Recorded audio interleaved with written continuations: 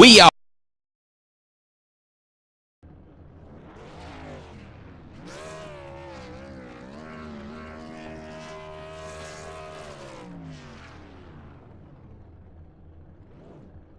Why do we?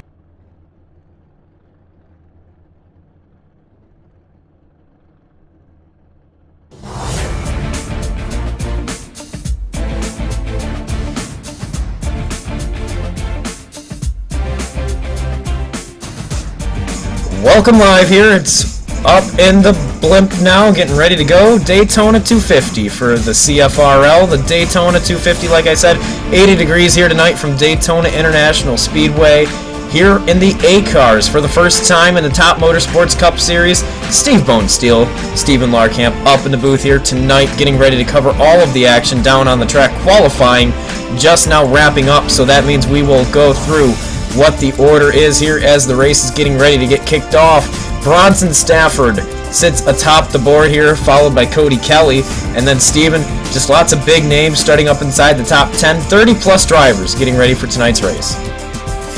36 drivers, as a matter of fact, so this is a pretty stacked field we have here tonight. As you said, Bronson and Stafford and Cody Kelly share that front row. Third position on the grid is the number 32 machine of Adam de Blasio. Then it's Ian Naquin in the 24. Will be rolling off fourth. Fifth is the 21 of Chris Wright, alongside the 48 of Nick Massey. Then row number 4, I should say, is Michael Skinner in the 51. The 14 of Michael Fenlison will start alongside. Rounding out the top 10 will be Justin Munchill in the 25 and the 02 of Jamie Haley. And like you said, a lot of names that a lot of people may recognize here on the iRacing servers are here tonight.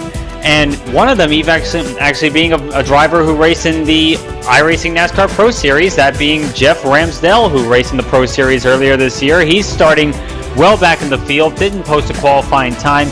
He's rolling off 27th. So a lot of work for him tonight. But as we have seen many a time here at Daytona in so many races, the starting position doesn't entirely matter here on these restrictor plate tracks. It's all about where you are at the end, and we've got 100 laps to run here tonight. So that is a lot of chances for people to make positions and also to make a few mistakes. And as we've seen with Daytona, the smallest miscalculation, the smallest error can result in catastrophe, not just for one driver, but for a lot of drivers in this field, because drafting at Daytona is absolutely a part of the equation, as always.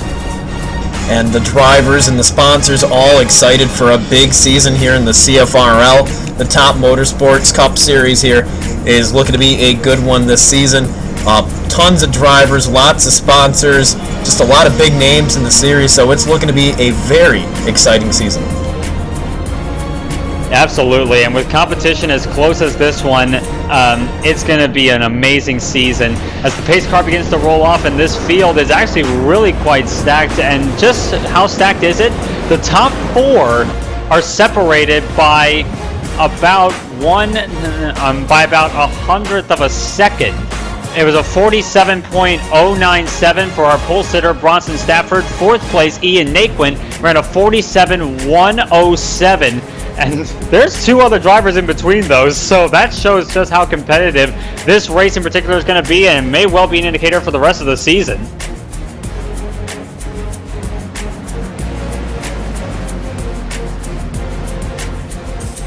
As the field rolls onto the back straightaway, the super stretch here at Daytona, everyone getting in the formation, and we're going to be set for 100 laps here. And now, I personally am not entirely sure if they're doing anything special this season for fuel loads. Have you got any word on if they're doing anything special for the fuel load there, Steve?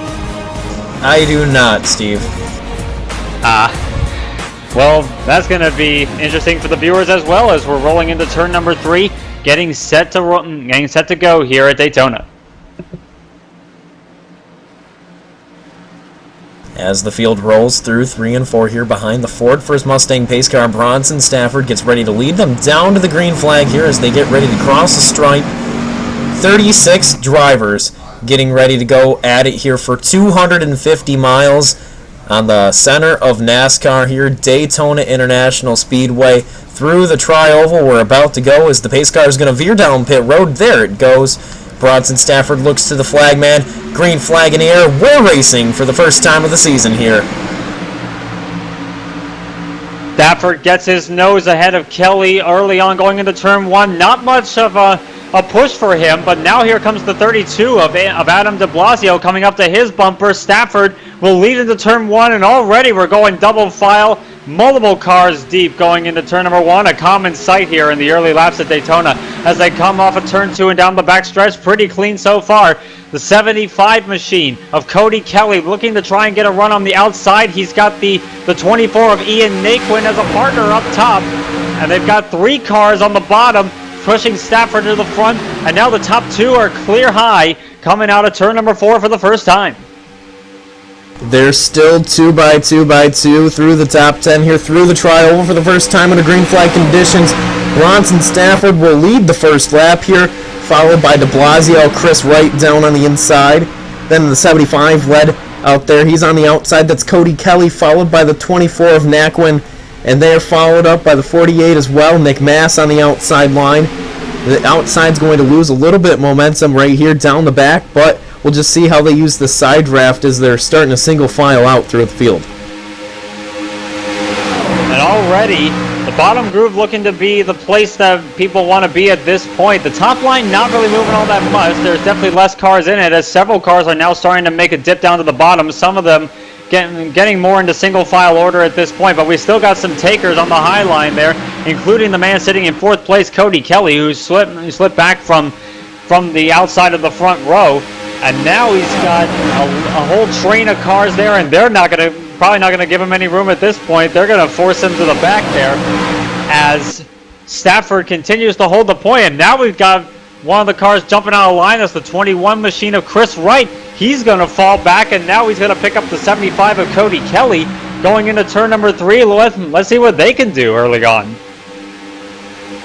Oh, we got sideways contact there, de Blasio. Sideways huge contact. Multiple cars on the wall. Caution is out. First one of the night. Oh, dear. De Blasio's in it. Trying to see who else is involved in this, but there are quite a few racing machines in there. Not the way those guys wanted to start their night. Caution is out on lap number 4. A lot of damaged machines in there. Bucky Bird involved. De Blasio all got kicked off with him. So let's pull up the replay there and see exactly what happened on the exit of the corner.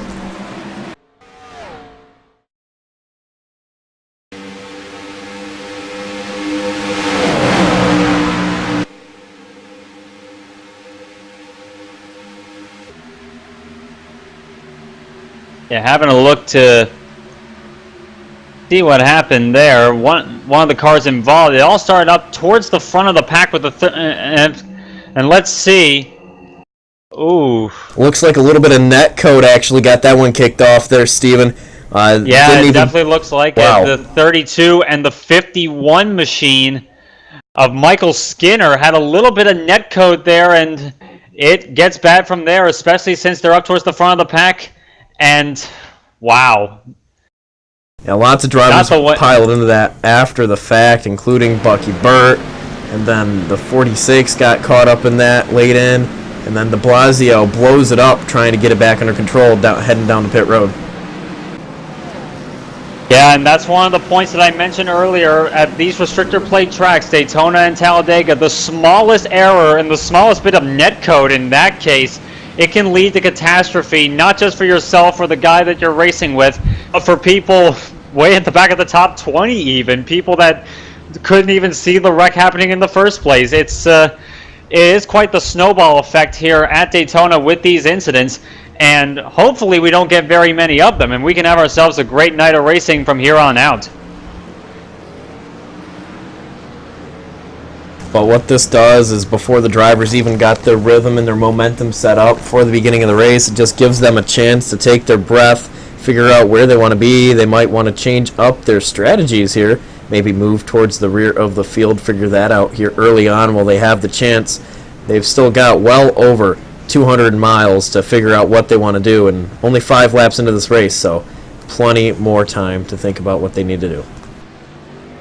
Yeah, and like you said, quite a few drivers came onto pit road for this for their early stop, and they're going to be topping off fuel. They're not going to be changing tires, more likely than not, and basically they're just going to be they might be trying to stretch the fuel number a little bit longer, and also, like you said, put themselves a bit towards the back of the field where they may where they just want to cruise around for a little bit. And that's a common thing I see a lot of people do here at Daytona, myself included, whenever I'm doing one of these races. I like to sit a little bit towards the middle to the back of the field and wait for any possible incidents to happen to push me up through the ranks, and then you go for it in the end. It's a technique that you see in the real world quite a bit. In fact, I remember a good example at Talladega once. I'm not exactly what year it was, but Tony Stewart was dead last at one point, and at the end of the race, he won.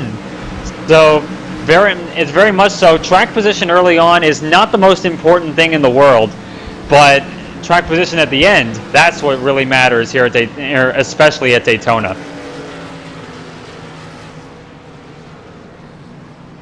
Either way, we've got the 2 to green here, getting ready to go back to green flag racing. These drivers talking with their teammates, talking with their crews down on pit road, talking about what they want to do here. 80 degrees, so it's a relatively warm day here at Daytona, but the track temperature is pretty low due to the fact that the sun is not out anymore. So yeah, that's the thing with night racing here. The track temp really does go a lot lower than you would expect, and that means that due to the lack of sunlight on the track and the lack of heat, there is usually a lot more grip on the racetrack and therefore a lot more speed. Of course, that's not the biggest factor in the world here at these tracks, but of course it is on other circuits. But even here at Daytona, you'll definitely be able to feel the differences, especially in the way the aero works and also in how hard you can force the car to a certain groove as the tires wear out, because tire wear, it's not huge here at this particular circuit,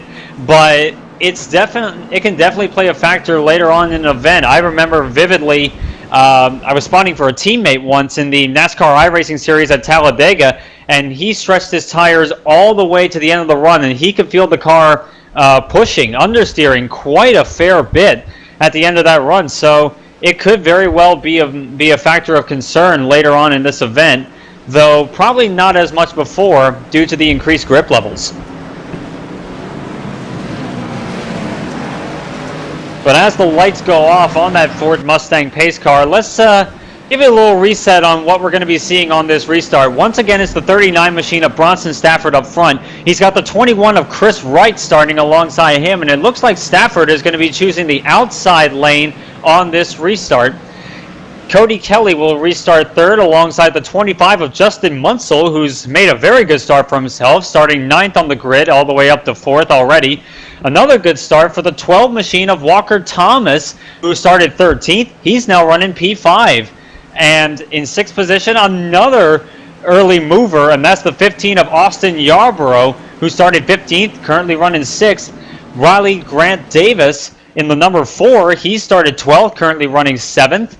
The 42 of Corey Blevin started 20th. He's sitting 8th. 18th place starter, the 83 of Thomas Jowers Jr. He's running 9th, and rounding out your top 10 is the 38 of Shane Thiersen, who started 16th and was fastest in the practice, just couldn't quite match that pace in qualifying. As we're going into turn number 3, getting ready for a restart.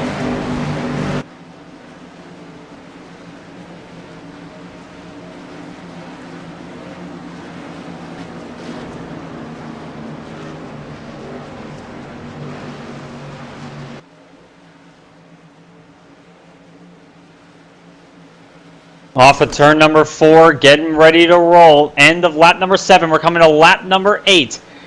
Stafford choosing the outside lane for this restart. The pace car peels off, waiting for the flag. Green flag flies. We're back underway.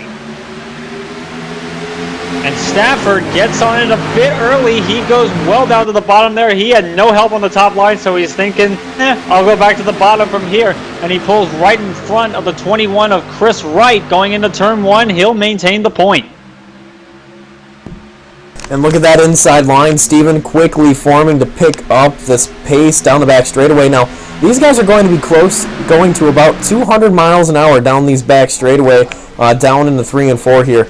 and it's going to happen pretty quickly. It's a very slow first 1 or 2 laps, but once these machines build up their momentum, it's really hard for these guys because they're going 205 at times around this place. And I don't know how many times you've driven 205, but I've only done it a couple of times, and I can barely control my car at 20, let alone 205. Yeah, it's quite an exciting experience driving at those kinds of speeds. They're already hitting, as I'm looking at the speeds of our leader, Bronson Stafford, he's running 205, as you said, going into turn 1. And of course, me driving in the Indy cars more often, it's something I'm a bit more used to, but in a stock car, it's a very different animal, and it's a lot of fun. They're both a lot of fun in their own right, but driving a stock car on these plate tracks at these immense speeds in a pack like this, it's just a whole nother world. It's just it's amazingly fun, especially with a good group of drivers like we have here tonight. And look at that, we have just a straight train of cars. Steven, something must have happened mid-pack, because I remember us having 30-something cars, and looks like a lot of them, wow, they're just single file. Yeah, pretty much the whole field looking to be single file at this point, and we have a couple of guys straggling a little bit behind there, but now we got some movers on the outside, a little bit towards the back of the top 10. Trying to make a move early on. That is the, I believe that is the O2 machine of Jamie Haley, who is trying to make a move, and it doesn't seem to be working for him at the point. He's got nobody helping him, and he'll have to slip back in line, I would think, or risk falling back, and he does so. But this point in the race, a lot of these guys are just trying to get their rhythm in, like you were saying. We're just trying to basically get the car throughout much of the event so we can go for it right at the end. It's a 100-lap race. We've already had one caution take out a few drivers, including a few possible contenders later on. And basically, it doesn't matter where you were at one point. It just matters where you are towards the end of the race and when you're going for it. And that's what these guys are trying to do there. They're just trying to settle into a rhythm, just looking at their fuel numbers probably, and making sure the engines don't overheat, of course, in the draft, because that's always a concern for a lot of drivers on these plate tracks. And it's going to be a long night for these guys, but towards the end of this race, they're going to be getting quite frantic. Right now, they're just going to ride in place, find their time with their teammates, try to move up through the field. Now that things aren't quite as chaotic, you can see it's a lot easier to move up to the outside line. And in the 15's case right there, he didn't have any help from Justin Munsell. And then Shane Terrian's going to follow him up as well, right behind Finlayson. The 15's just going to have to drop back in the line here. And as he does that, that'll draw the next group of drivers back into this smaller pack. And then that's really just the rubber band effect at its best here at this super speedway. Top 6 already beginning to pull away from the rest of the field. The 21 of Chris Wright looking for the lead on Stafford. He gets a big run to the tri-oval, trying to get a run there. Wright, wow, he didn't quite lead the lap, but it was by 1/1000th of a second, the margin at the line. Not quite sure what Wright had in mind there, whether he was going for the front or not, but now he's going to have help on the top line. He's got 2 cars there trying to get a move there. Oh, they might force it 3 wide on him. Yeah, nowhere to go there. When you're only going 195 and the rest of the guys behind you going almost 10, 15 miles an hour quicker, it is tough to do anything with them. And Chris Wright there just had no speed up on the outside line, and that just delayed everything on back. So those drivers almost had a very bad situation, but we've almost got a pack of about 15 cars once again for this lead group as Bronson Stafford continues to lead them around here. Now 13 laps in the book here on the lap number 14. We're just kind of watching here as the rubber band effect does come back into play, and it's going to draw the rest of the field back in as well. Remember, we can go about 35, 45 laps before having to head down pit road, so we've still got plenty of time on that situation, but we're just watching right now as the field fans out. And just look at the positions. Chris Wright in the 21 machine has dropped back from being side by side with our leader 1 lap. At the end of another, he's down in 14th, probably even 15th place by this point. That just shows how quick your fortunes can change here at Daytona. And that wasn't even for the win, really. That was just, not entirely sure what he had in mind there. But one possible explanation, I would think, is that he's seeing the situation as being a bit too frantic for his liking, and he's dropping back a little bit. He's trying to just conserve the car, get it to the pit stop cycle, and just wait for the end of the race to really go for it.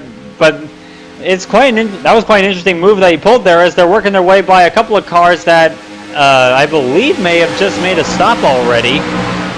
And again, and all of that has allowed this pack. We had a 6-car breakaway a couple of laps ago, and now the pack has been almost completely rejoined in the top 15. And now we even got some double file action going, as we got some more guys going for the front 3 wide in the middle of the pack. Not quite able to make the move work. That number 4 machine of Raleigh Grant Davis making a very bold move, trying to get to that top line to make a move there, but it ended up costing the guys that were actually making the move in the first place, it looks like.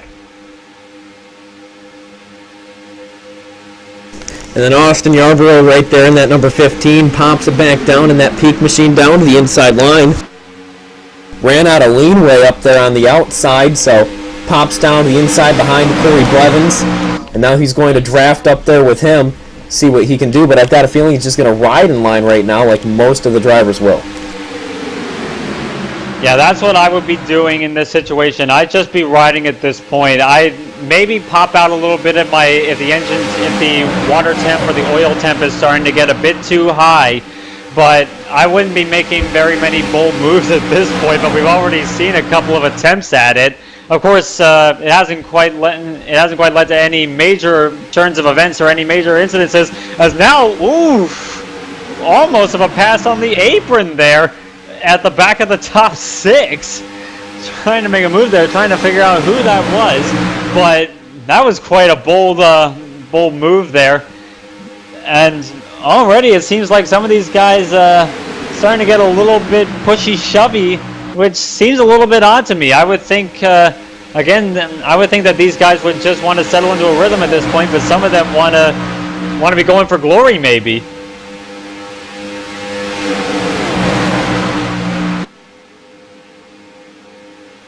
So it's Stafford who continues the lead, as we're running mostly single file through the top 10. It's Stafford, Cody Kelly runs in second, Walker Thomas third, Thomas Jowers Jr. fourth, Austin Yarborough rounds out your top 5, and then Tim Bills in the 37 making some very big moves early on. He's already up to 6th.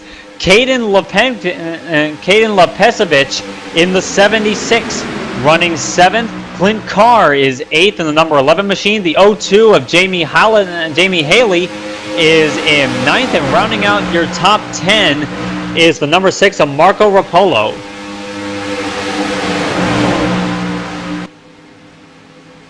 And now we are about 20 laps into this race. That's going to give us a hot second to take our first commercial break of the night. When we come back, we're just going to throw it CFI side by side here. You won't miss a beat of the action. When we come back, we'll update you on where all of your favorites here in the league are running. But don't go away. CFRL action returns in just a few moments.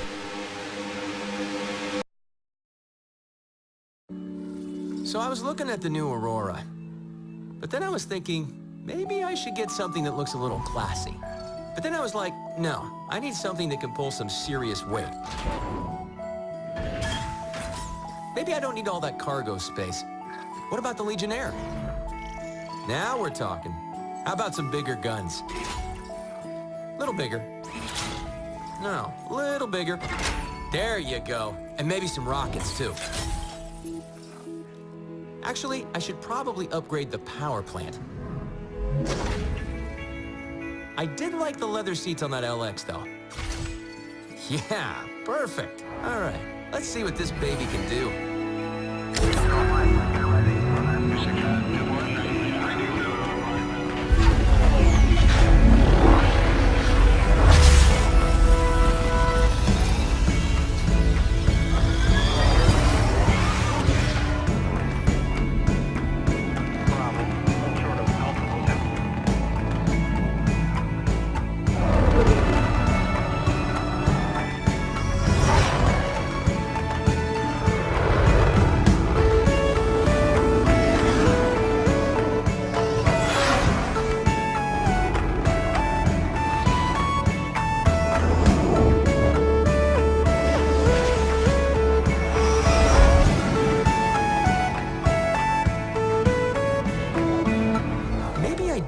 bigger cargo.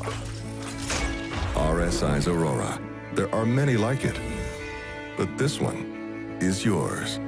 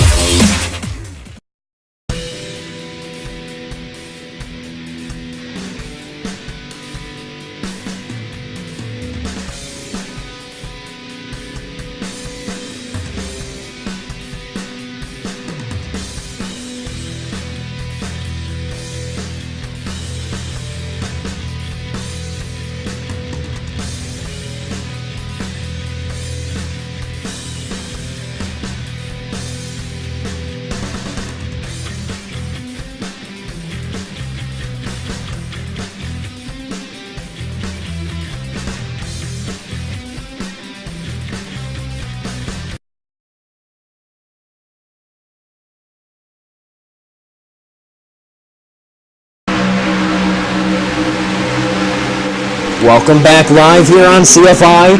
We're back here for the Checkered Flag Racing League, the first race of their season here, as they are still racing about here around the Speedway in the Top Motorsports Cup Series.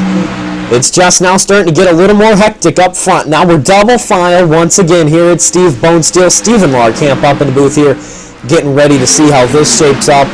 We've got that second outside line just now starting to make the moves. Yeah, and they're making very good progress so far. And we have a caution, just as you say it. Jeff Ramsdell goes around. The 92 of Jeff Ramsdell in trouble.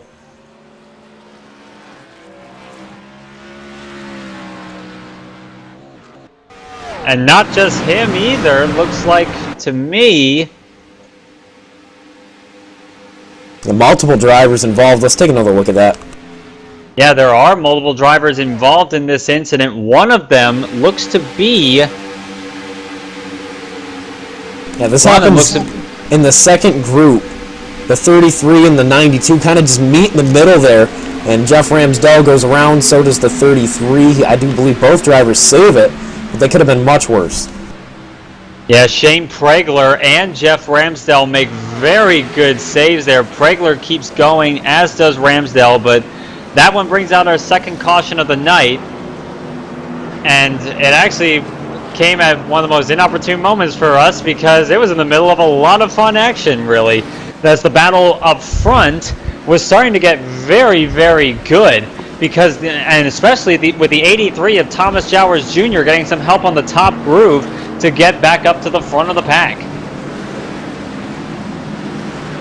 But now we're on lap 26, and now will be interesting to see what these guys are going to do in terms of their fuel strategy. Are they going to come in for their stops? Who's staying out? Who's coming in?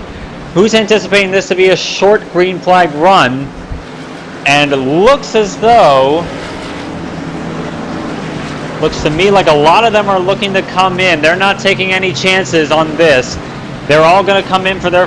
Everyone's going to be in for their first or maybe even their second stops in some cases.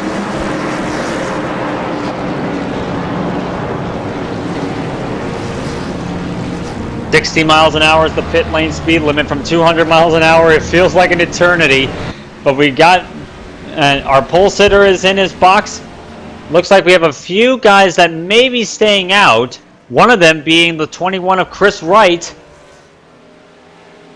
And at this point, this was about halfway the fuel run as Stafford easily beats everybody off of pit road. This was just slightly over halfway through a normal fuel run. As we said earlier, it can be about 35 to 40 laps here at Daytona before the engine starts spluttering and you need to come in anyway because you're out of fuel. But this is about halfway through that, so this may end up making this race very interesting from here on out, because we're on lap 27 at this point, going green flag running the rest of the way. My mental calculation would say they would need, yeah, they'd probably be cutting it very close on fuel at the end of this race if there's not another caution.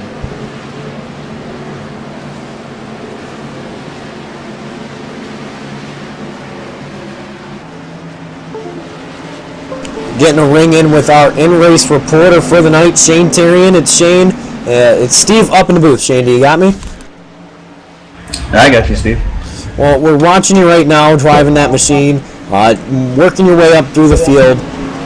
What do you think you've got to do here? You're going to be all the way back right now with that damage on the front end. Can you salvage it? What can you do with that damage on the front end?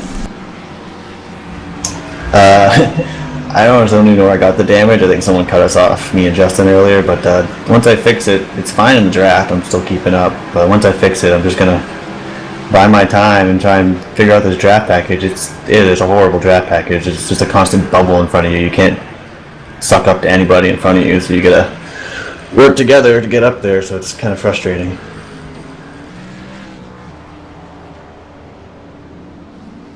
Well, as you're down on pit road, getting some more of that front end damage fixed, we'll keep an eye on that number 38. But this is the only race you'll be able to participate in for the season. What do you think is going to be the biggest key for your teammates here on this season? Finishing. Try to get rid of the bad luck they've had last few seasons. So I just hope their luck turns around. It'd be nice to watch them while I'm gone. All right, Shane. Well, thanks for coming to talk to us here. We'll probably keep an eye on you throughout the race and see how you're doing. But best of luck out there. Yeah, thank you. Back up to you, Steven. And the field still circulating behind the pace car. I believe we're going to be about 2 laps to green at this point.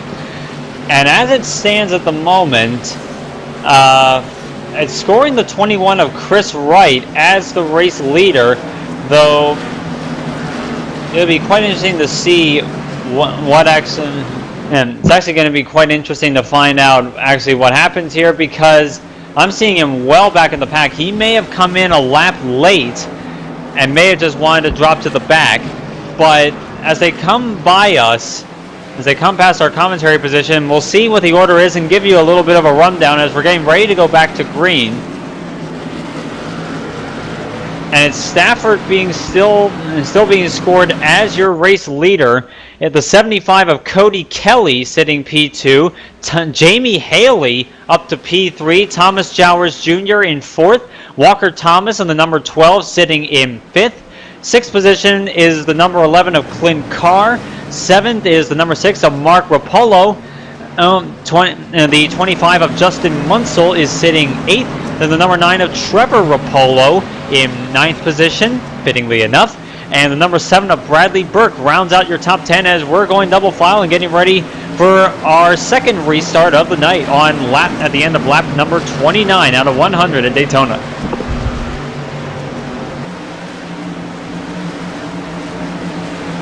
As they roll down the back straightaway here, doubled up behind that Ford First Mustang pace car. They're set and ready to get back going here. It's going to be very interesting. Someone blew an engine. Who did? It sounded like someone blew an engine in the back somewhere. I'm trying to figure out who it was. But I heard the distinctive sound of a motor just giving out.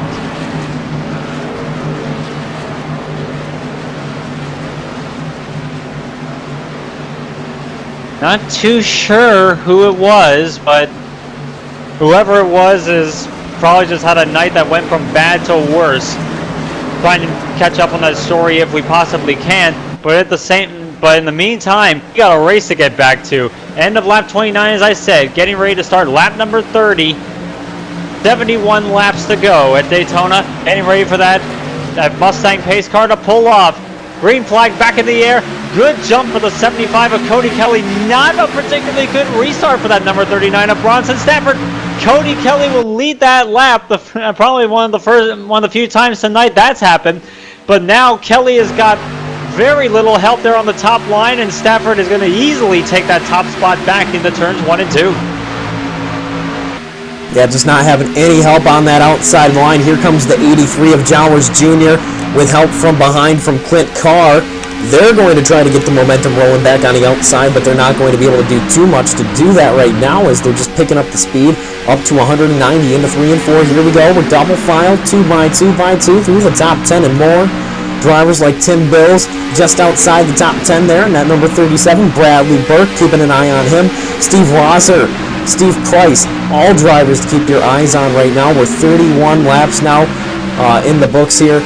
Getting ready to see how this run shakes out, but it looks like that front of the pack once again trying to single file out quickly. And once again is starting to get back into single file order, and once again we have a couple of guys trying to stick it, trying to hang tough on the high line there. They're being led, as you said, by that 75 machine of Cody Kelly, and not to the best of effects, but they're certainly being able to hold it up there. And now they've got the number 12 of Walker Thomas leading the train. Stafford was way up high there, almost 3 wide for the lead. And that will hand the lead to the number 02 of Jamie Haley. And now the 75 of Kelly now getting up to the back bumper of that number 39 machine to give him a shove. They're 3 wide near the front of the pack. Stafford trying to take that top spot back on the high line. Not quite there yet. And as we mentioned with our in-race report a little bit earlier, that little bubble there between the two cars, that's what's killing a lot of people here in the draft tonight. They're not quite able to suck up to the rear bumper of the car and give them as big a push as they want. And it's definitely affecting both of our lead tandems, if you will. And the 02 of Jamie Haley with that on that bottom line, still holding the advantage, and he's brought the 6 of Mark Propolo along with him to take the second spot at the line. A very tense moments up at the front of the field, and that's Daytona at its best here as these guys are going at it. 33 laps into this race, and you'd almost think we're towards the final 10 or 20 with the way that these guys are driving. And Stafford and Kelly now starting to drop back a little bit. They're still well within the top 6 positions, but without much help on the high line, they're not going to make too much progress unless a gap opens up for them to get back into the back on that lower groove, or unless a few other guys come up and decide to help this little army of 2 on the high line. But it's Jamie Haley with 3 cars pushing him, and Stafford is now left all alone. The 75 of Cody Kelly just leaves him out to dry. Hopping on the front bumper here of Thomas Joward Jr. Taking a look at the top 5, we got Jamie Haley, Mark Rapolo, Trevor Rapolo, and Riley Grant Davis there. Bronson Stafford on the outside trying to hang in there in 5th. Plenty of great names up towards the top 5 right now. And just remember, anyone inside this top 15 still within very easy reach of getting back up to the lead. Just got to get that run going, got to get on the outside, start moving up. Oof. Wow. Oh, they're really starting to stack up on the low line towards the back of the top 15. Almost had a bit of an incident there. I think I did see a little bit of smoke there. But with Bronson Stafford, he's dropping back there, and he's not getting much of a gap to get back onto that lower line. And now it looks like he's got an opportunity there, but that is something that I'm sure he didn't want to have happen after leading the vast majority of the race thus far. And to drop back like that, that is not what Stafford wanted, but it may well be something that he very much needed at this point in order to conserve fuel, because running in the draft is a lot better on your fuel mileage, because in order to actually not pump the guy in front of you out of the way, you actually have to lift off the throttle a little bit and cut back on those engine revs, as the leaders are now working by a couple of lap cars, and now they're starting to go a little bit too wide towards the back of the top 15, and see how well that works. And it doesn't look like it's made much progress thus far, but now the top 10, easily the top 10, has gotten themselves into very much a single file formation. with the 0-2 of Jamie Haley leading the way, and then the Rapollos. Mark Rapollo in the 6 and Trevor Rapollo in the 9, running 2nd and 3rd. Then there's Riley Grant Davis in 4th, and Justin Munsell in the top 5 as they're working their way by some more live traffic. Oh, in some trouble towards the back of the pack. Their car in the wall. And we're more problems in turn number 3. This will be a yellow for sure. Caution flag is out. Trying to find out who that was. The 20 of Mark Lowe is definitely in it.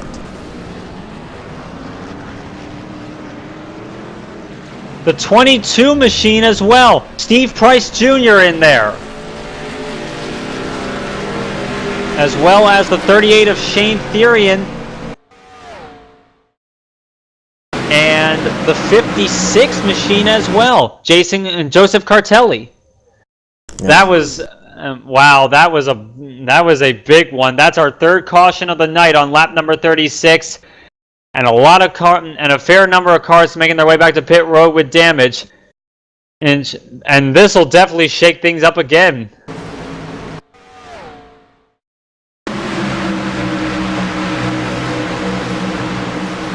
Heartbreak for a lot of drivers there. Shane Therian involved. The 22, heavy damage for him. That's Steve Price.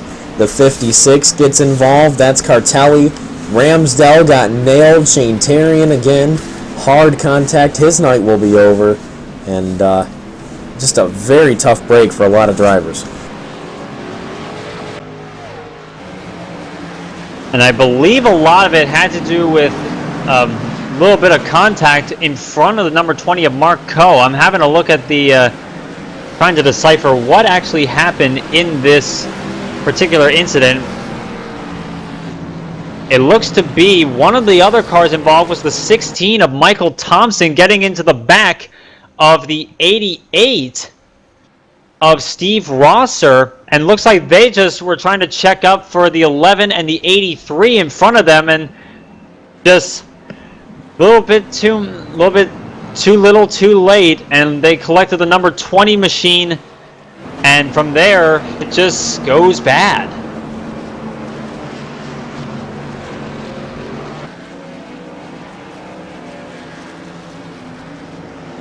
Yeah, that is for sure, and that's just the nature of Daytona here. Chain reactions all around.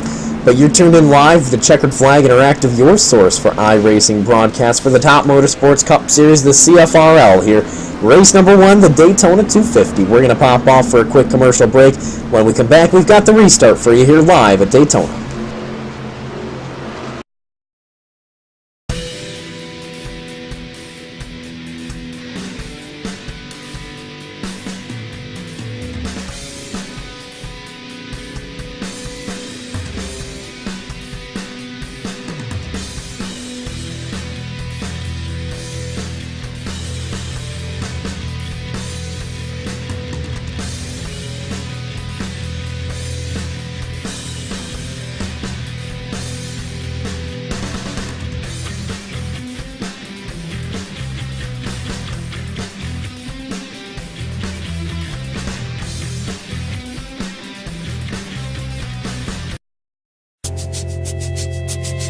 We are 24 Designs, Jeff Gordon Graphics, and more.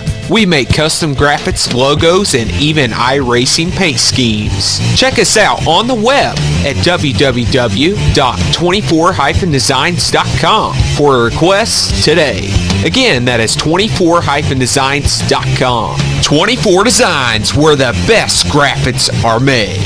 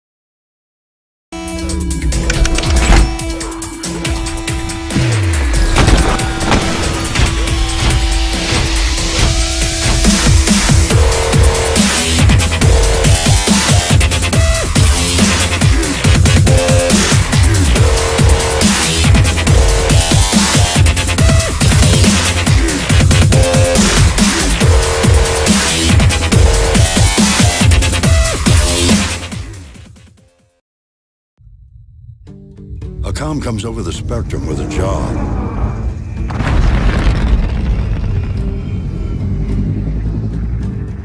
All it says is an amount of cargo, a delicate timetable, and a risky route.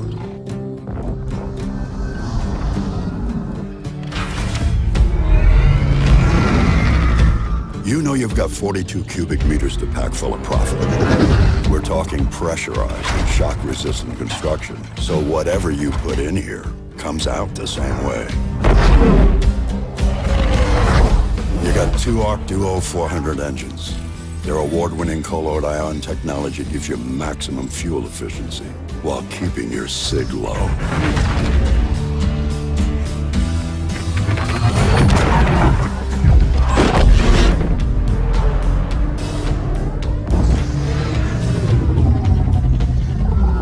You come across a couple of pirates. Hey, Lancer, you know the drill. But with a weapons system featuring trusted names like Bering and Kronik, you aren't too worried.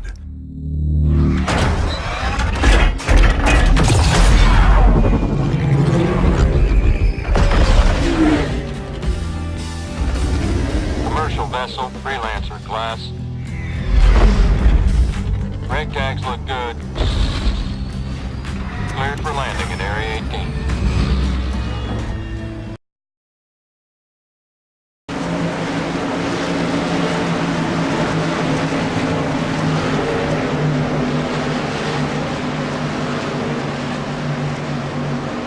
Line back up behind the Ford Mustang pace car here, getting ready to go back to racing.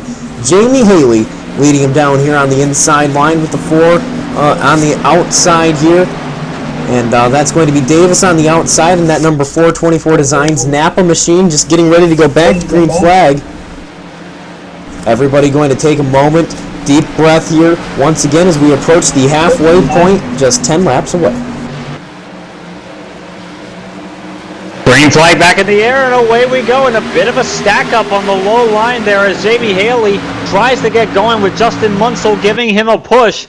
But now the bottom line has seemed to have lost a bit of momentum, and now the 7 of Bradley Burke tucks into the low line there, trying to make a bid for third place, and that leaves the 4 of Riley Grant Davis up on the top line without much help. But now here comes some help for him. The 15 machine and now the 9 as well. Trevor Rapolo, I should say. Sorry, but Rapolo giving him a bit of a push in the turn 3. See if they can make up some positions. But it's Haley out front, followed by Justin Munsell and Bradley Burke in your top 3, and they managed to make a single file already.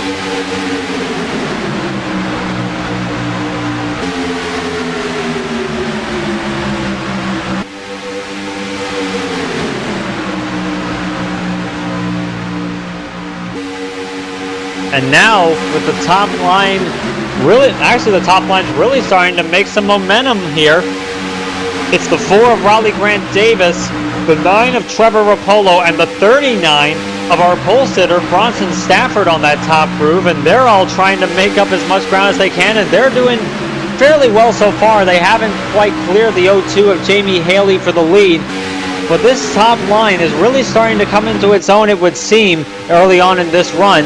And now Stafford, it looks like he's going to ditch that train and he's going to drop back down to the bottom, and that just leaves Davis and Rapolo all to their lonesome now. And it may be the point now where that top groove starts to disintegrate and lose its momentum.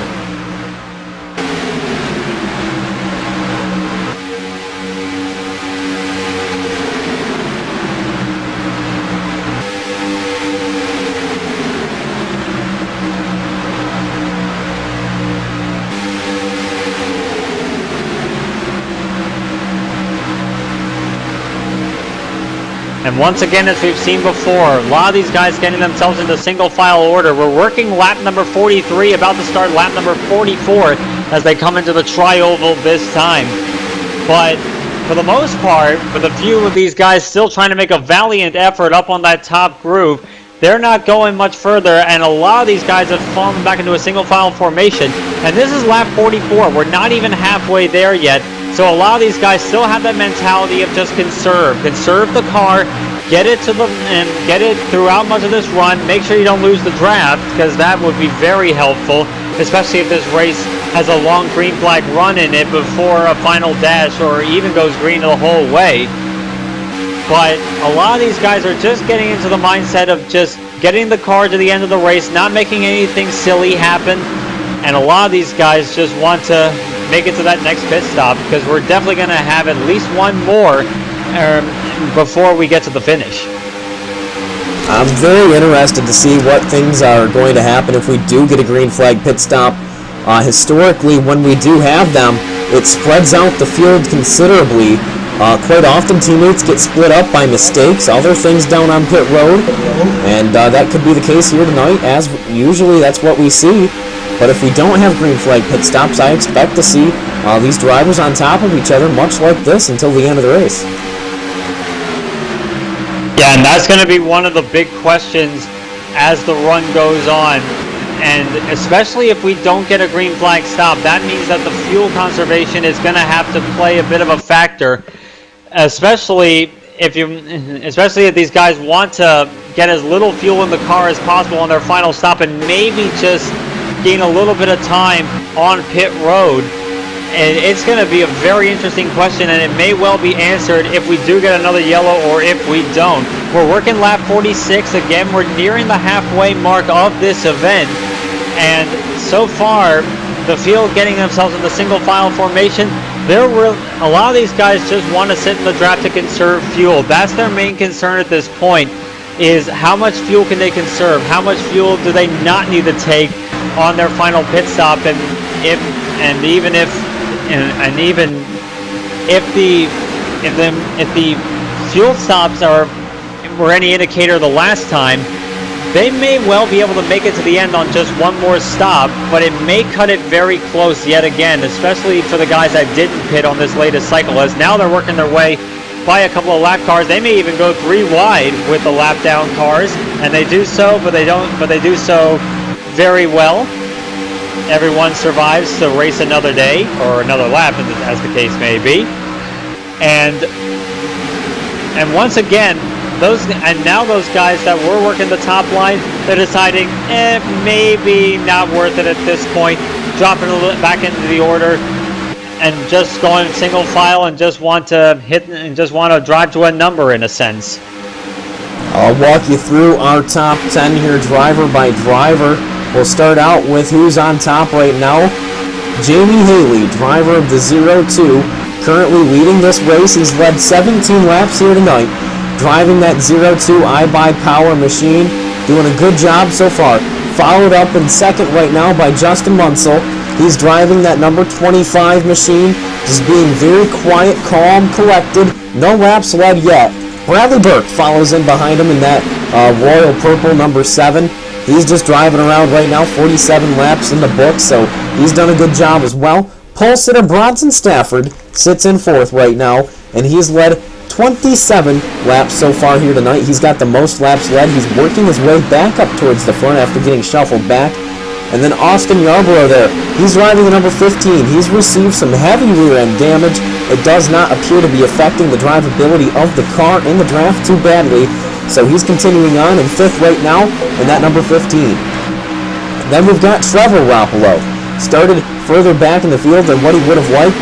He's made 2 pit stops since that first caution here, and that number 9, that Diet Mountain Dew machines come alive with help from brother Mark Roppolo, driving the number 6. Currently in 7th right now. Both of these drivers have worked their way up through the field, and it looks like they might be able to do a little bit something here on the outside. They looked pretty successful earlier building the outside line, so we'll keep our eye on them and see if they can do much of the same later on. Looking over to 8th position, Cody Kelly, driving the number 75. Very quiet, 1 lap led out at 75 Farmers machine, and we'll see what he can do later on. Then followed by the 83 of Thomas Jowers Jr., driving that number 83 Operation Sports machine. Again, another driver very quiet so far here tonight, just biding time as we come to the halfway point. And then to round out the top 10, Walker Thomas, driving the number 12 Target Coca-Cola machine. Just being very quiet, another driver.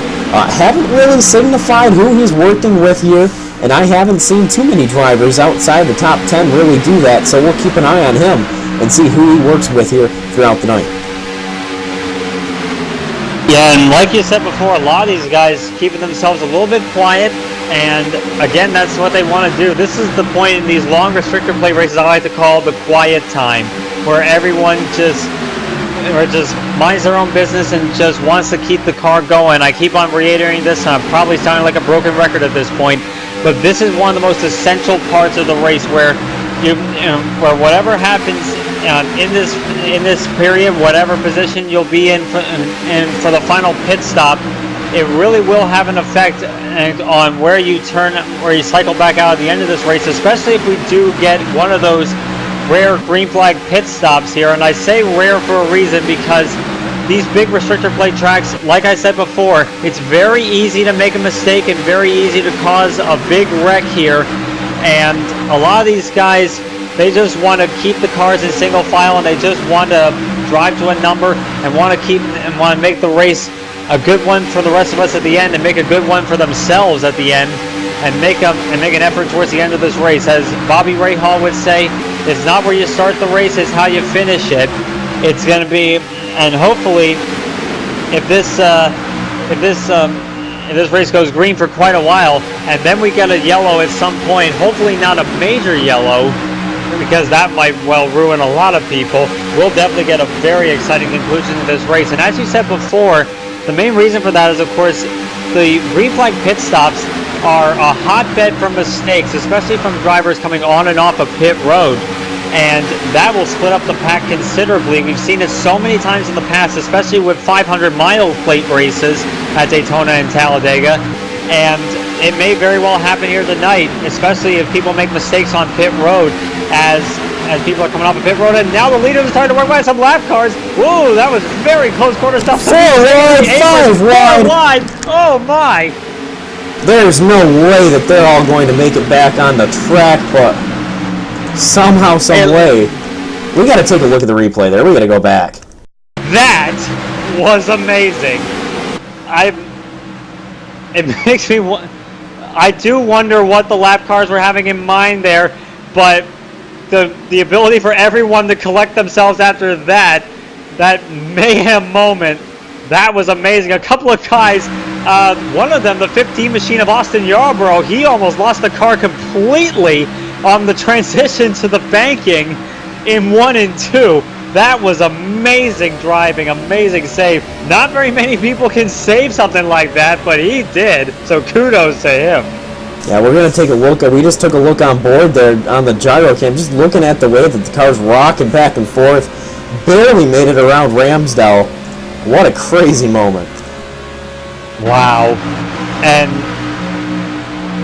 like you said, one of those guys was Jeff Ramsdell, and I find it kind of odd that he would be in a situation like that. Not just that he would be a lap down, because he's obviously a very competitive racer, but it really makes me wonder what bearing he had in that situation, why particularly that one car that was on the low line there when the other car was on the higher line. Normally the protocol for lap cars letting lead lap cars go by is that you go to the top side and let the lead cars go on the lower line.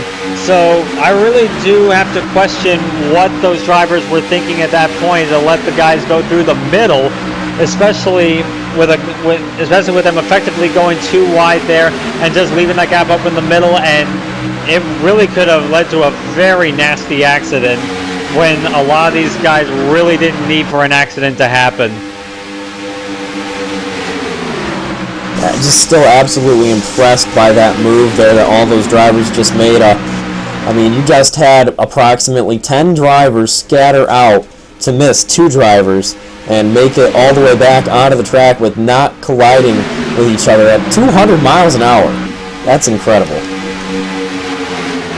Yeah, that is exactly what Kyle Petty would say in that instance. That is incredible that they're able to do that, and they managed to pretty much keep the pack as close as ever. And in fact, we've actually got a top line starting to work a little bit, and that's being led by the 83 of Thomas Showers Jr.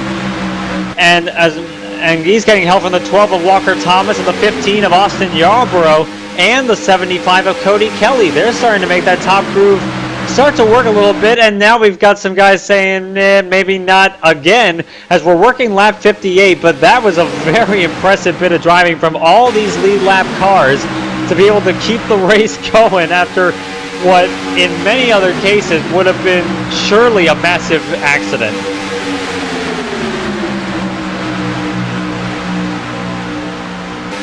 But unfortunately, as I'm looking a little bit back to the pack, some of the guys weren't quite as lucky as these lead lap guys. The number 33 of Shane Fragler, for instance, he dropped back quite a bit. He's now 5 seconds off of the leaders after just a couple of laps without anyone to help him.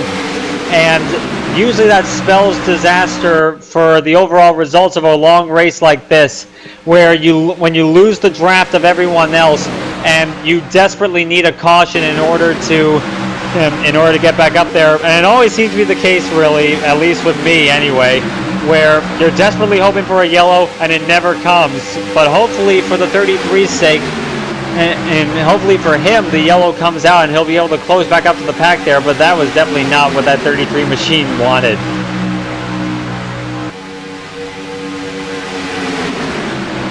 Well, we have 42 laps to go here at the Daytona 250 for the Checkered Flag Racing League. We're going to pop off for a quick commercial break, and when we come back, we've got more for you here. Pit stops just around the corner. Don't go away. Checkered Flag Interactive returns in just a few moments.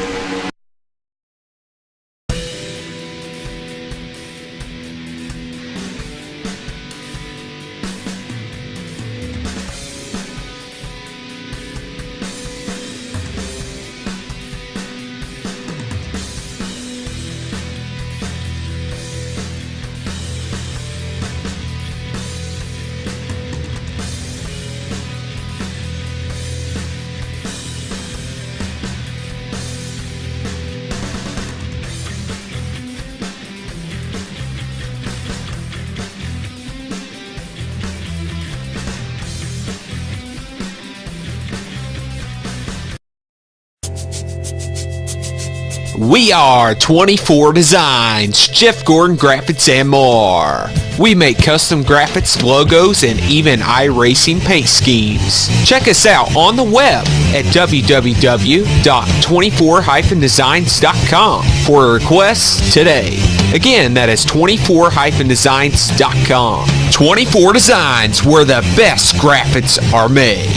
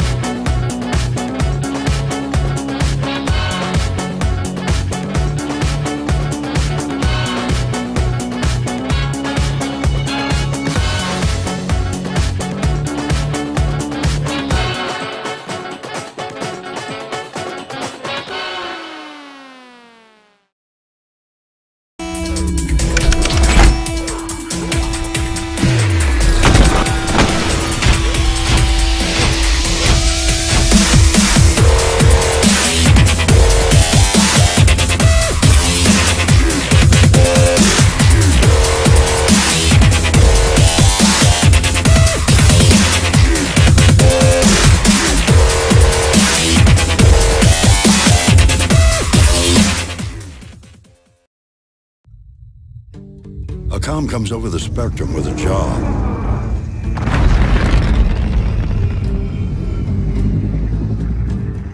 All it says is an amount of cargo, a delicate timetable, and a risky route.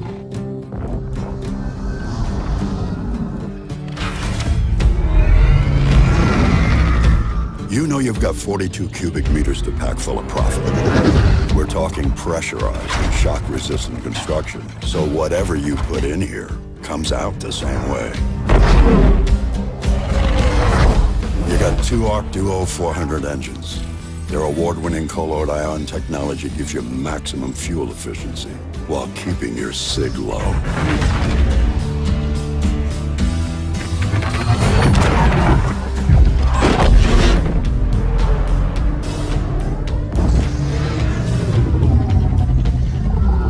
You come across a couple of pirates. Hey, Lancer, you know the drill. but with a weapon system featuring trusted names like Bering and Kronik. You aren't too worried.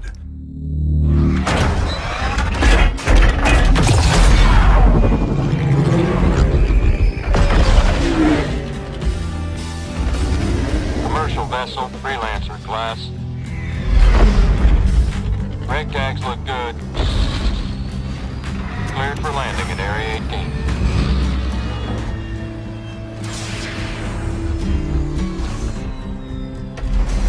You're the one they come to when they need a job done right. Because you trust one ship.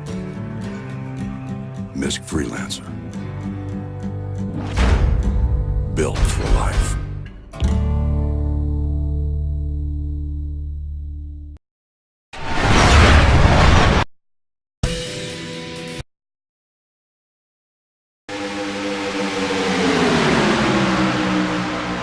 Back here live on CFI, Steve Bonesteel, Stephen Larkamp up in the booth here as action towards the front of the pack is picking up. 35 laps to go here in the Daytona 250 for the CFRL.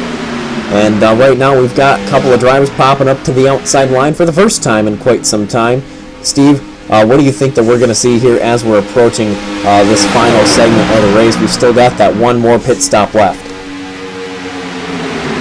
Yeah, and we very much will make it to the end of this race on fuel if my calculations are correct when these guys come in for their final pit stops. Working lap number 66, coming to lap 67 at this point, just started right now with Jamie Haley up front.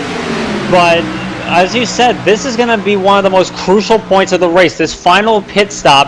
And seeing as though, unless something catastrophic happens, we're going to be making it as a green flag pit stop, as now the leaders are working by some more lap cars on the low line. But this final pit stop under green, it would seem, is going to be the moment where the race may well be won or lost for some of these drivers. These stops have to be perfect. You cannot overshoot your box. You can't undershoot your box. You can't be caught speeding on pit road. You can't lock the brakes up too hard. And you can't mess up on your exit either. These stops must be precise in order for it to actually work. As I think I just heard someone blow a motor, but doesn't look like it's one of the leaders. But in any case, these leaders are very much saying, okay, I can't mess this up, and this is going to be the part where not only will the order be shaped for the run to the finish, it may very well dictate who is in the lead pack at all.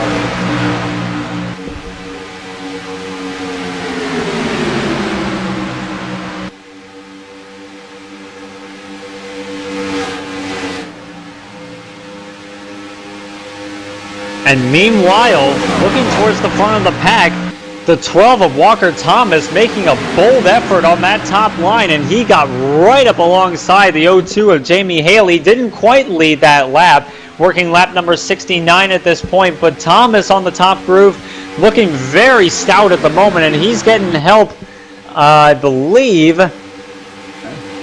That is the number 21 machine of Chris Wright, who's worked his way up from well back in the pack early on, and now he's saying, okay, now's the time for me to head back up to the front and make my presence known once again. And they're doing so quite well. It's still Jamie Haley out front as we have a couple of cars peeling off on pit road. These crucial final stops are beginning. Oh, the 83! He collects the 4! Contact coming on the pit road! Riley Grant Davis and Thomas Showers Jr. make contact coming on the pit road. Oh no, contact between the two of them. Let's take a look at the replay. That's exactly what I said. You cannot make a mistake on these pit stops under green flag conditions, or else you will most likely not be in contention at the end of this race. That exactly is one of the prime examples of one of the mistakes you can make coming in for a green flag stop here.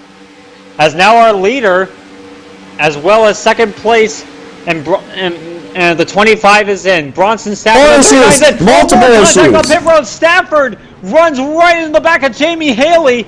The 75 is off in the grass. A lot of these guys, well, I'm sure that's not what they want. And the 02 overshot his box slightly. And I think the 02 probably got speeding on entry as well. I know the 39 did, and the 02 got hit in the back, so possibly got a penalty just from that contact. And the 75 may well have gotten a penalty for unsafe pit entry as well. What in the heck is going on? This just really escalated quite quickly as now Jamie Haley makes his way back onto the track. But already quite a few mistakes being made on the final pit stops. And right now your leader is Walker Thomas in that number 12 as they're working their way by Jamie Haley to put him a lap down at the moment. But of course they all still need the pit. And they're hoping they don't make some of the mistakes that we've seen from other drivers. Yeah, we'll see how everyone shakes out after pit stops are done. Chris Wright and Walker Thomas, the only two drivers still out here. And now we've got more takers. The 12 and the 21 making their way on the pit road. The two leaders so far. A little bit of a twitch there on the braking from the 12 of Walker Thomas, but he manages to get the car locked down and comes down to his box. He makes his way in. And the 21 of Chris Wright now makes it into his box as well. Both of them look very well. Looks like they made it in pretty well. No mistakes so far.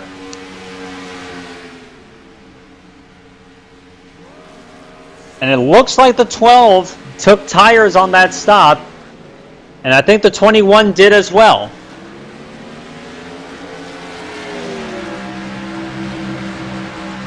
And unfortunately, this pit cycle has claimed one of our front runners. The number 4 of Riley Grant Davis has disconnected from the server. His race, unfortunately, is over, which is very much a shame. He was running very good through this whole race.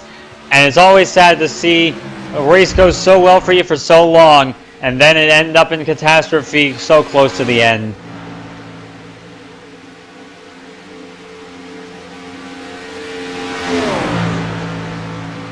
But as these green flag pit stops start to cycle out, it looks already, like you said, Steve, these green flag pit stops do tend to spread out the pack a fair bit. And I think we're seeing that yet again as the leaders come up to the line, and the lead will belong to that front two that came in earlier. It's Chris Wright in the lead with Walker Thomas in second, and they've hooked up quite well. Third place, Shane Pregler is sitting about 2.5 seconds behind them, and they're 4.5 seconds ahead, and the two leaders are 4.5 seconds ahead of the rest of the pack, being led at the moment by the number 6 of Mark Rapolo and then the 7 of Bradley Burke.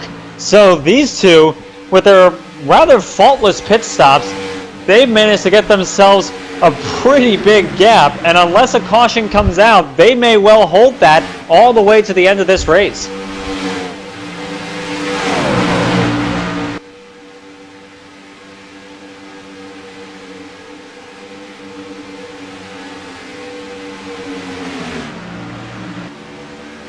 And really, Shane Pregler is one of the drivers I'm watching. He has still not brought that machine, I don't believe, down pit road.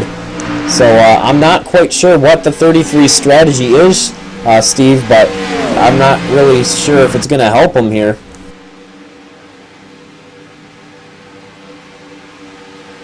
And just taking a look at that group of drivers, Bradley Burke, Rapolo in there, Steve Rosser, Jamie Haley's fallen back. 6 seconds actually after that issue that he had, got rear-ended there by Bronson Stafford. So, I mean, I talked about this. This is exactly what I thought would happen after green flag pit stops. The field is now completely spread apart. Multiple drivers now have damage, and now they're just kind of stuck where they are. Yeah, and that seems to be a common theme really with a lot of these plate track races, especially if there's a long green flag run almost all the way to the end of the race. The order would be pretty much set if we don't get another caution to bunch this pack back up. It's going to be that 21 and 12 well out front there. But at the moment, it's looking like the rest of the pack behind them are actually starting to catch up a little bit. Shane Pregler has actually gotten himself some help now. The 6 of Mark Rapolo, the 7 of Bradley Burke, and it looks like the 87, sorry, not the 87, trying to find out who that fourth car is. It may well be a lap down car, but they're actually starting to catch them now. It was about 4 seconds at one point. It's now 1.6. The leaders are definitely getting caught at this point, as now they're working their way by our pole sitter, Bronson Stafford, who's now 3 laps, who was 3 laps down, make that 4 laps down after his disastrous pit stop. And again, that's one of those heartbreak moments for you. As almost a little bit of a hairy moment there, trying to get by that number 39 machine for the guys behind him. And now the 33 of Shane Pregler can't stay out any longer. He comes on the pit road.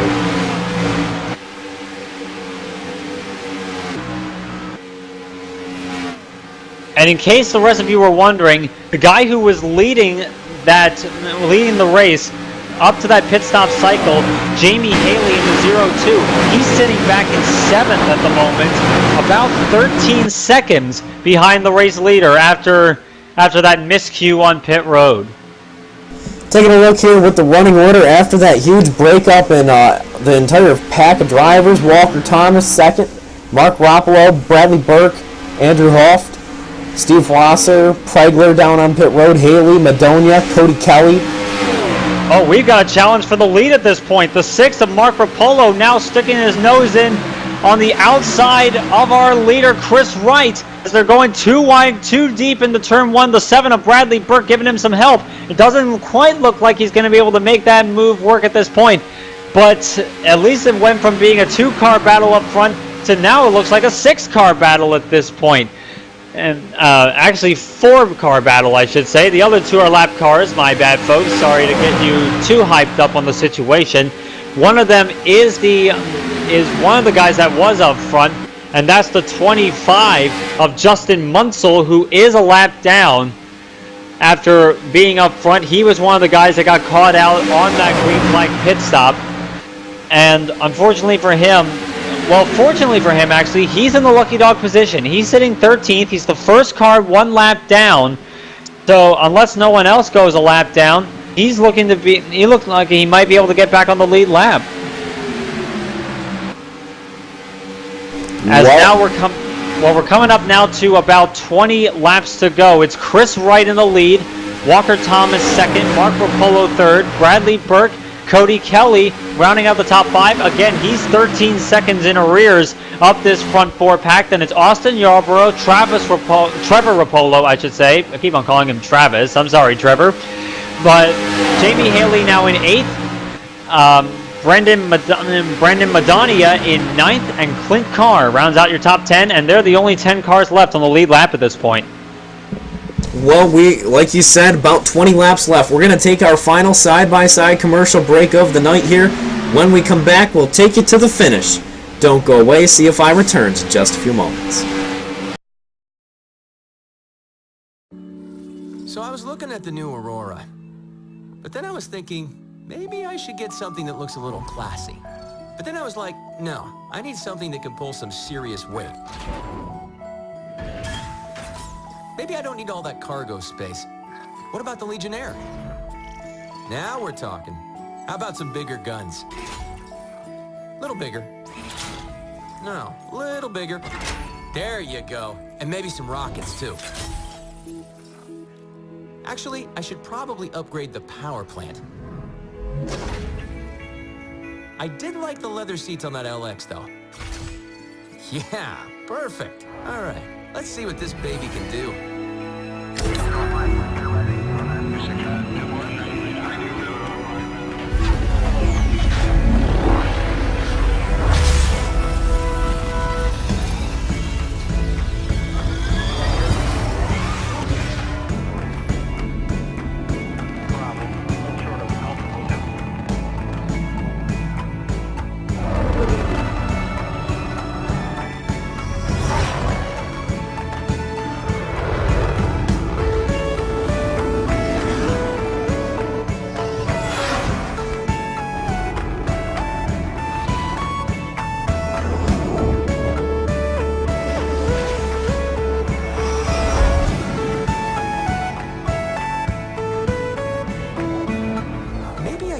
Bigger cargo.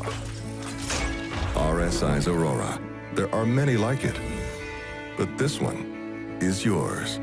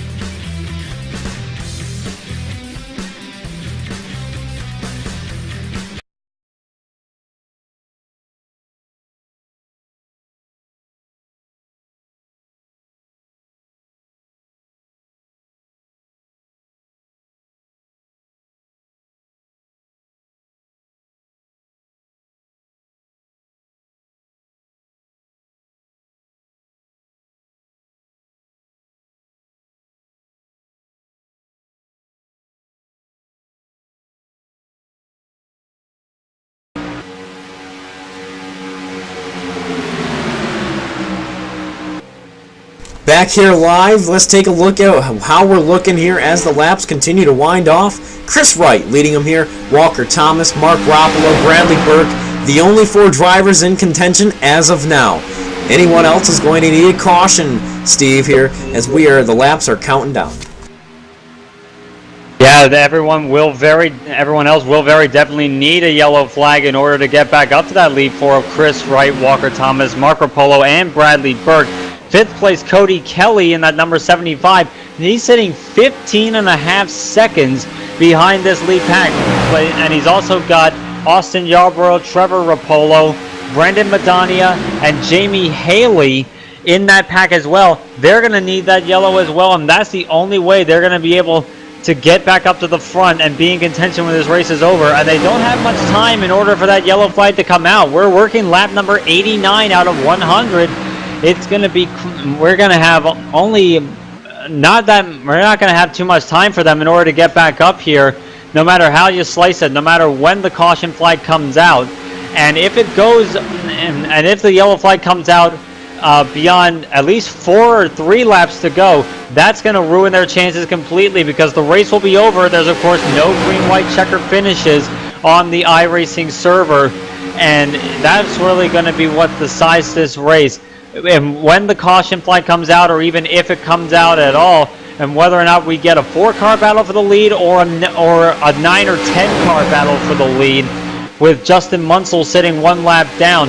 Munsell's actually stuck quite well with this lead pack. He's been in the lead pack for pretty much the whole race until that botched pit stop. So if he's able to get the lucky dog and be able to get back on the lead lap in time for maybe a green-white checker in the traditional sense, or a 1-lap shootout, he could well pull something out here. Other than that, if the yellow flag doesn't come out, get ready to see a 4-car battle for the end. It's still going to be quite a good finish.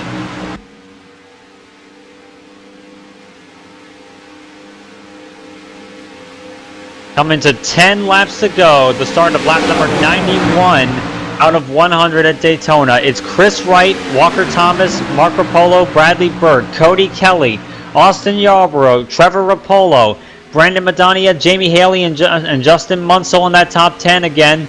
It's still, and this is going to be quite exciting to see and quite interesting to figure out who's going to make the move when. That's the big question. And when is the best time in order to make that move and get yourself up to the front and be able to outrun the guys up front to be able to get the win here tonight. Now these drivers that are up there, only 4 cars are in contention, like I said, but we do have a couple of lap down machines up in this group to make things a little more interesting. So, I mean, I take a look at these top 4. Chris Wright, I kind of thought we'd see here at the end of this thing for the victory. Walker Thomas, did not see that. Mark Rapolo, earlier in the race, I saw him get disconnected from his partner, and I thought he's pretty much on his own out there. Bradley Burke, where did he even come from? He was silent through most of the race, and now he's up there. Yeah, Burke started 32nd out of the 36 drivers in this field, and now he's running in contention for the win. I'm sure that's exactly what he wanted to have happen, and I'm not sure if it's what he expected to have happen, but it has happened, and that just shows how much your fortunes can well and truly change here on these restrictor plate tracks. And you can start dead last and still be in contention to win. This track is not one of those tracks where qualifying time is a significant indicator of what your true pace is. You'd be able to qualify stone dead last, and you'd still be able to run competitive lap times here at Daytona, no matter what split you're in, no matter who you're with. This is one of the reasons why Daytona is always a wild card track, and it's always what makes it very exciting. You never know who you're going to see up at the front of the pack. Even the qualifying times really can't tell you much here. As we're starting to work lap number 94, we'll see what the end results tell us, and I'm sure it's going to lead to something quite exciting.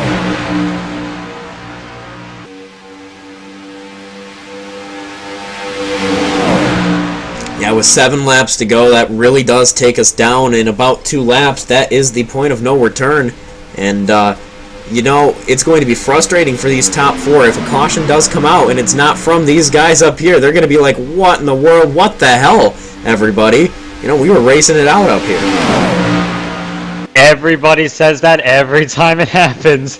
It's always the case, really. You get a good breakaway going, and then the caution comes out that's not in your group, and you bunch up all together, and you are just cursing under your breath, or you're maybe even cursing in your microphone at everybody else. That, I could have had this just down to us. It might be a much better chance for us, but now we got all these guys making it much more difficult for us.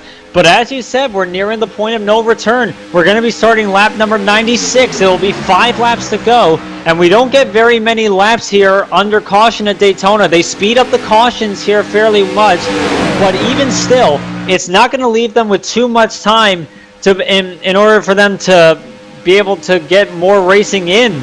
As we're starting that lap, I believe here at Daytona, it's going to be either 97 or 98. That's going to be the point of no return here.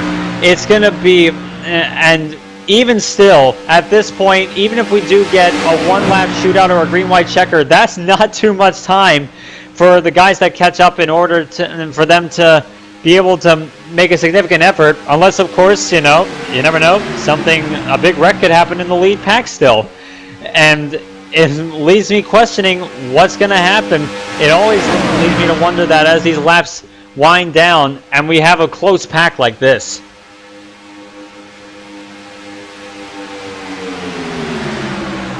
Lap number 97. And we're getting close to that metaphorical point of no return. I believe we may well be in it now. If the caution were to come out and the pace car were to come out, the race will officially be over. Hopefully, for our sake, we don't get that. Hopefully, we get a fight to the finish here between these top 4. But unfortunately for the guys in 3rd and 4th at this point, Mark Rapolo and Bradley Burke, they've got a couple of lap cars separating them I'm sure they're yelling at them under their breath to get the heck out of the way so we can race with these front two.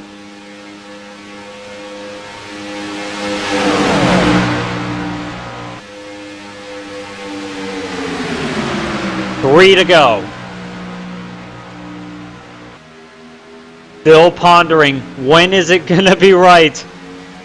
When do I make the move? When do I make the move? That's what these guys are all thinking. Every single one of the guys that's sitting behind Chris Wright in that number 21. These are easily the most intense laps of the race for anyone who's leading. You just know someone is going to make that move. We're coming to 2 laps to go. It's very definitely the point of no return.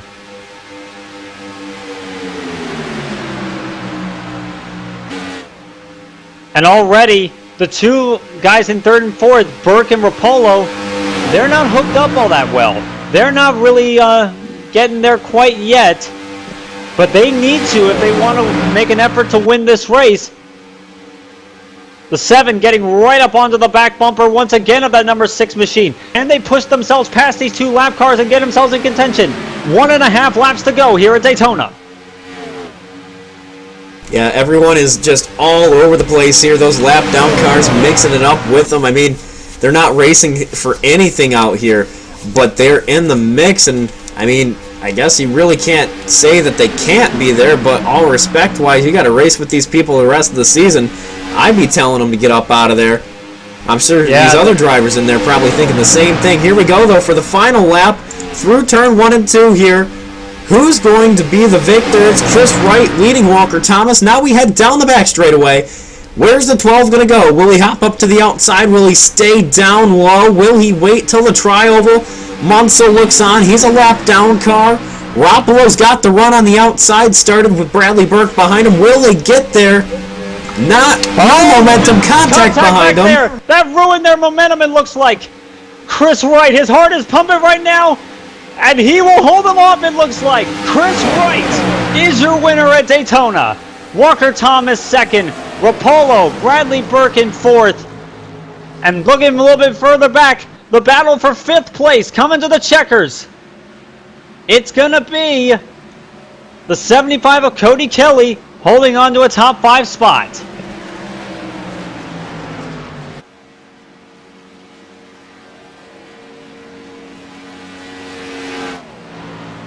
And what a race from champion to Daytona 250 victor here. I tell you what, in the Top Motorsports Cup Series here, this Jamie Haley, he's got himself kicked off as good as you can. Maximum points on the night. What a great way to start the season, and at one of the biggest venues you could possibly think of, not just in stock car racing, but in all of racing at Daytona. What a finish, what a result for Chris Wright. One of the guys that just remained consistent, didn't make any major errors, just did everything he needed to do exactly right, and the same can be said for Walker Thomas as well. They did everything they needed to do to get those cars up to the front, and Wright does donuts for us in front of the flag stand to celebrate winning the opening event of the season at Daytona. What a result.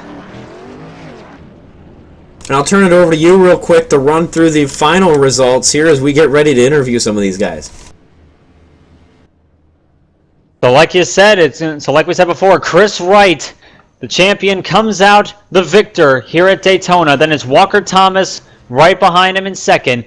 Mark Rapolo and Bradley Burke round out that lead pack of 4. And then behind them was Cody Kelly in 5th. Austin Yarborough holds on to 6th. Trevor Rapolo is 7th. Brendan Madania is 8th. Jamie Haley 9th. And rounding out your top 10 is Justin Munsell, who was the first car 1 lap down. And so many of the guys up front either had really good days or had really bad days. Our pole sitter, Bronson Stafford, for instance, he finishes 22nd after that disastrous final pit stop. And, well, all I can say is that's just how it works at Daytona. You try every single possible thing you can, and one little mistake can cost you dearly. But Chris Wright and Walker Thomas didn't make any of those mistakes as far as I could see, and they end up 1 and 2.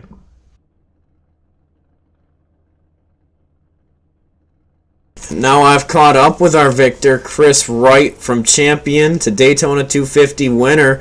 How does it feel? It feels pretty great. It was a fun race. I never did quite get the track position until right before the green flag stops, and then something happened, and when we came out of the pits, Walker and I had a huge gap on everybody, and we were working together, and so I give a lot of credit to Walker and then to Justin Munsell there in third, and everybody on the team, Bulletproof Racing team, and Sky Motorsports. Well, the racing out there was pretty intense, but talk about getting around some of those lap down cars at some points. Yeah, it got really hairy there one time. I thought we were wrecked there on the front stretch, but everybody kept a cool head about it and checked up, and we got through it. There was a couple close calls there. That first or second lap in the race, whatever it was, I barely missed that wreck. I'm not sure what happened. They just started wrecking all around me. Well, the rest of the season looks to be pretty eventful. Lots of great tracks, lots of variety. How do you feel for your chances on another great season here? Well, it started off pretty good, so we'll see what happens from here. I'm looking forward to getting to Atlanta next week, and hopefully we have you guys out a little bit more. Hopefully the race was good for you guys. Yeah, sure was. Before we go off here to talk to our next guy, who do you have to thank for making it happen? I got everybody at PepsiCo and iBuyPower, and then the Team Bulletproof drivers with Jamie and myself and Michael Finlayson, and everybody at Sky Motorsports. I could not have won this race tonight without Walker Thomas or Justin Munsell.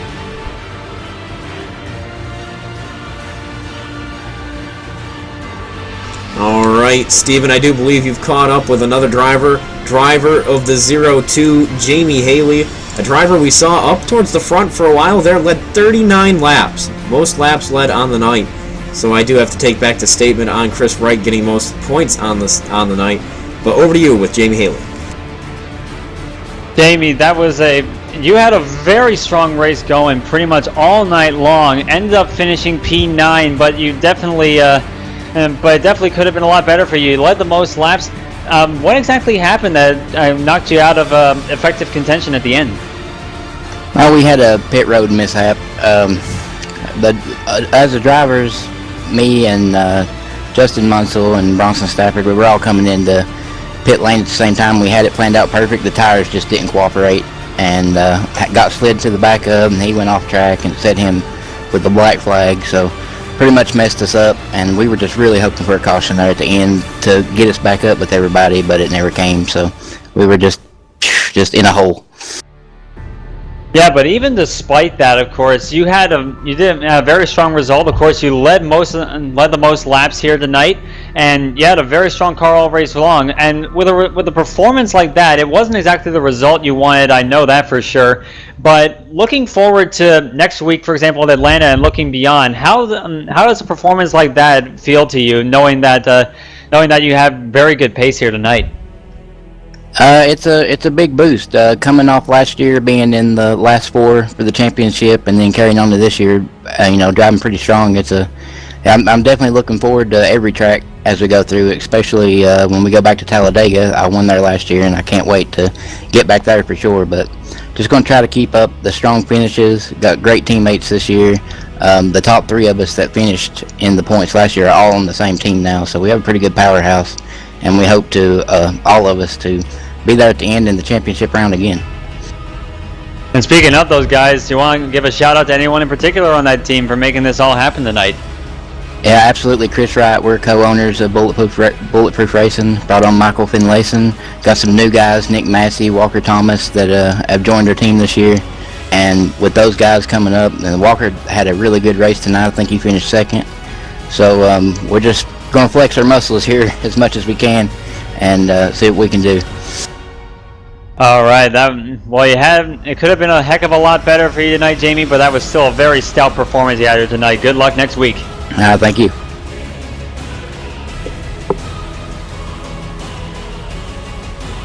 And you did mention next week, Steven, the series goes to Atlanta. That's 163 laps, 251 miles. That's going to be interesting. And after that, they go to Las Vegas, Auto Club Speedway, Kentucky Speedway. Very diverse schedule, and right after Kentucky, the JT's Bake Shop night race at Bristol. That's 250 laps there. That's going to be a very interesting race for the Top Motorsports Cup Series here. Bristol's always a lot of fun, and this season they've got so many drivers here in the CFRL. 40 drivers registered on their website. 36 of them showed up here tonight, so I'm probably expecting about 30 on average, night in and night out. Yeah, and especially at some of those shorter tracks like Bristol that you mentioned, that's going to lead to a lot of exciting moments, I can guarantee that. And with a league this competitive, every race I can imagine is going to be an absolute stunner, like the one we had tonight. We had a lot of great moments here tonight, and I'm certain it's only going to be even more exciting as the season goes on. Just to run through the final results here once and more, Chris Wright did get the victory with help from Walker Thomas there, and that number 12, Mark Roppolo, Bradley Burke, the other two drivers up in that top group.